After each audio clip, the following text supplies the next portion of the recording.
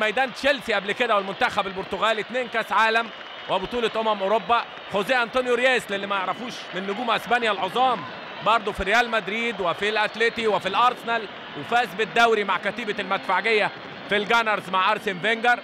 ايضا هتلاقي من ضمن الاسامي اللي موجوده ميراندا البرازيلي وده لاعب دولي، فيليب لويس لاعب دولي في البرازيل انضم قبل كده، خوان فران، فابيو كابيلو هو ورياس.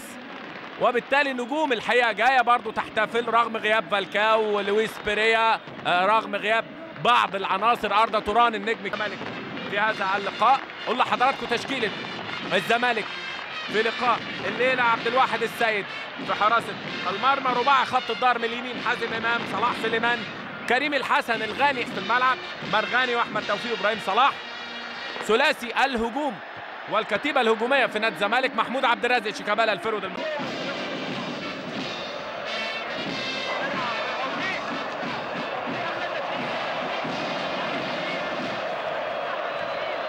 انتهى عزف السلام الوطني والجمهور بالدخله الجميله 100 سنه زمالك.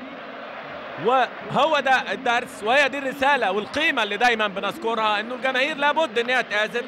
وجماهير الزمالك الحقيقه ليها كل التقدير لانها عانت وتحملت ما لا يتحمله بشر من بعد عن البطولات. بطوله وحيده في الفتره الاخيره بالرغم ان الناس بتظلم الالفيه الجديده. الزمالك فاز في الالفيه الجديده ب 12 بطوله، يمكن ابتعد الفتره اللي فاتت لكن بداياته مع افريقيا ومع بطوله الدوري 3 دوري وبطوله كاس مصر.